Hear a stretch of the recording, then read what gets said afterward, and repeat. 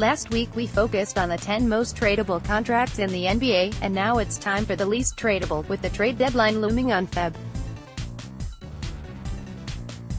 7. Just like last time, there are some ground rules. No contract is truly untradable.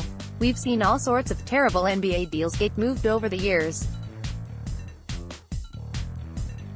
but it usually involves either a straight swap of bad money, this past summer's Dwight Howard, Timofey Mozgov, Bismack Biyombo deals, or the trading team has to entice the acquiring team by adding assets in the form of young players or draft picks. This list looks at the contracts that teams would struggle to move without paying to do so.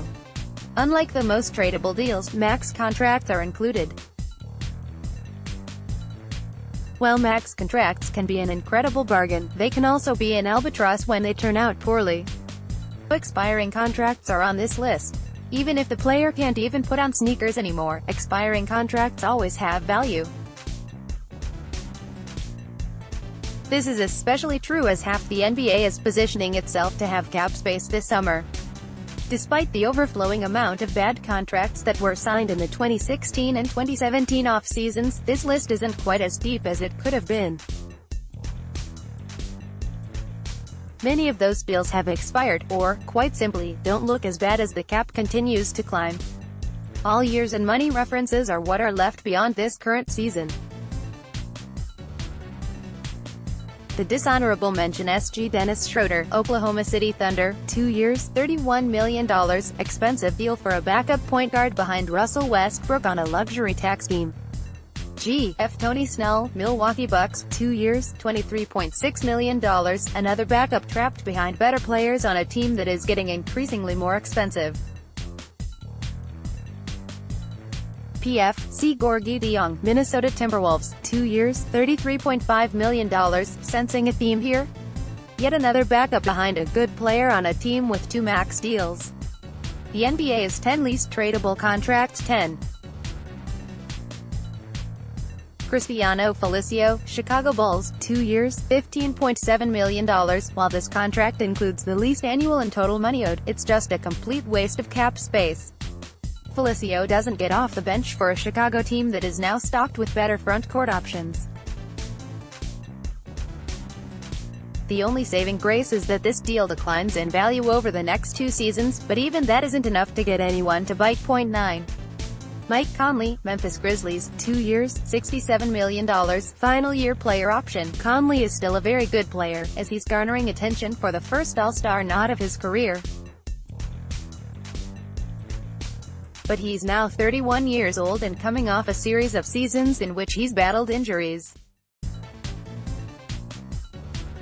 An average of over $33 million for an aging, injury-prone point guard is just not something most teams can afford. For Memphis to trade Conley, and it should if it can, it would have to take back bad money or pay the acquiring team. Not a great situation for the once proud Grizzlies. 8. Tim Hardaway Jr., New York Knicks, 2 years, $37.1 million, final year player option, 15% trade bonus. This one is as much about the situation as it is about the player. Hardaway is fine for what he is, a volume scorer that is probably best as a team's 4th or 5th best player. The total of $18 million or so for each of the next 2 years isn't awful. But the rub is the Knicks have big dreams and almost enough cap space to make them a reality. If New York really wants to add 2 max free agents this summer, it needs to move Hardaway to get there. Other teams know this and will make the Knicks pay, which is the exact kind of situation New York has screwed up in the past. It's a new front office, but it'll have to work to move Hardaway. Blake Griffin is a good but injury-prone player with a really big deal on a bad team. AP. 7. Blake Griffin, Detroit Pistons, 3 years, $110 million, final year player option. Griffin is turning in a wonderful season. He's an All-NBA candidate in his first full year in Detroit. That's the good. The bad: the Pistons stink. They're a .500 team with a bloated cap sheet. Griffin turns 30 in March and has an injury history, especially the kind that tends to sink big men who rely on athleticism. He's added more skill to his game, but trading for Griffin was a gamble for Detroit. It's one that most other teams won't make going forward. 6. Chandler Parsons, Memphis Grizzlies, 1 year, $25.1 million. Parsons has just 1 year left on Memphis' 2016 max contract. Mistake. 1 year doesn't seem so bad, right? Wrong. He can't get on the court. On the brief occasions he is healthy enough to play, he doesn't play long. It's no fault of his own, but his body is shot. Things have gotten so bad, the Grizzlies wanted him to work his way back to the NBA through the G League. Memphis is going to pay a hefty price to rid themselves of Parsons, one way or another. It will either waive him and eat his contract, take back bad money, or dump him using one of its precious few future assets, all to shed 1 year of really bad money. 5. Gordon Hayward, Boston Celtics, 2 years, $66.9 million, final year player option, 15% trade bonus. We all know that if Hayward can regain his previous form, he'll come right off this list. Unfortunately, that hasn't happened yet. To expect him to be the guy the Celtics signed to a 4-year, max deal in 2017 this soon after breaking his ankle is unfair. But the reality is that Hayward is unmovable at the moment. Boston would have to attach young players, picks or both, to get his contract off the books. The Celtics aren't going to do that because he has shown flashes. But for now, he's the NBA's most expensive bench player. 4. Nicholas Batum, Charlotte Hornets, 2 years, $52.7 million, final year player option. Things have gotten so bad on Charlotte's cap sheet that it was hoping it could entice another team to take on Batum's deal if the Hornets threw in Frank Kaminsky. That's the sort of flawed thinking that got the team here in the first place. At the time Charlotte signed Batum in 2016, it was locking in a group that had shown some promise. Now, the Hornets have a team in which Kemba Walker is the only guy close to being an all-star, and he's their 6th highest paid player. Normally, you might jump for joy at finding such a great steal. With the Hornets, it's a case of having overpaid guys up and down the roster, and Batum is the worst of the bunch. To top it off, he's already 30 years old. It's going to take a heck of a lot more than Kaminsky to get someone to trade for Batum. 3. Andrew Wiggins, Minnesota Timberwolves, 4 years, $122 million. For a 23-year-old to be on this list, you know something had to go horribly wrong. Generally, that would mean a catastrophic injury. Wiggins. He's just not worth anything close to a max deal. He's still young, but he's somehow a relic of the NBA's past. He's an inefficient, volume scorer who offers little else. Wiggins was once touted as a promising defender, but he's shown little of that.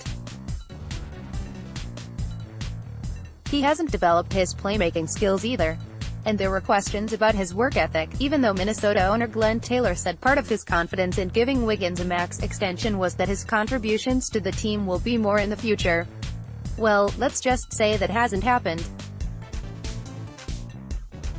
And Wiggins' approach to basketball was a contributing factor in Jimmy Butler wanting out of Minnesota.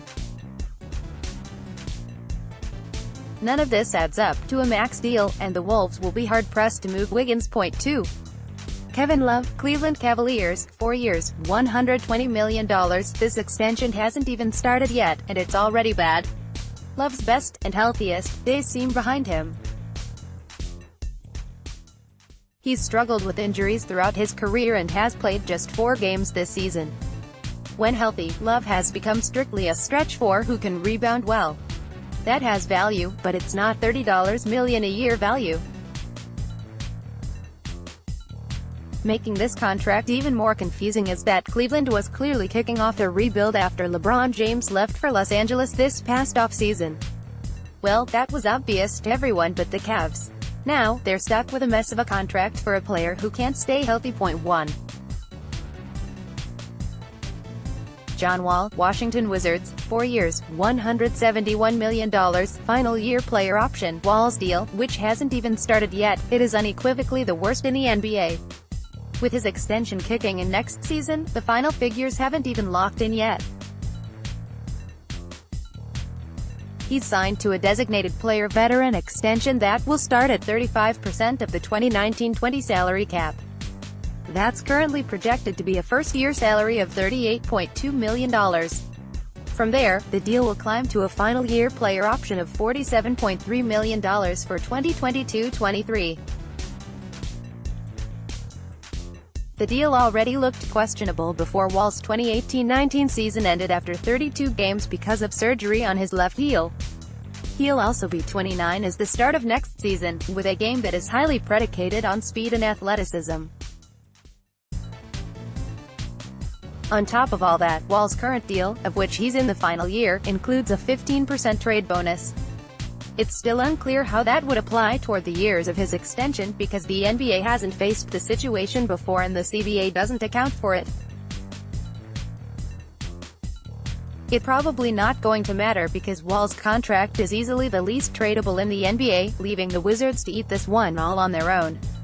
More from Yahoo Sports. You're too old. Watch Pat Settleman motivate Brady. Cowboys WR makes damning claim against Team Raiders star mocks clowns on TV after being criticized. Suns stadium debate sparked between shooter, victim.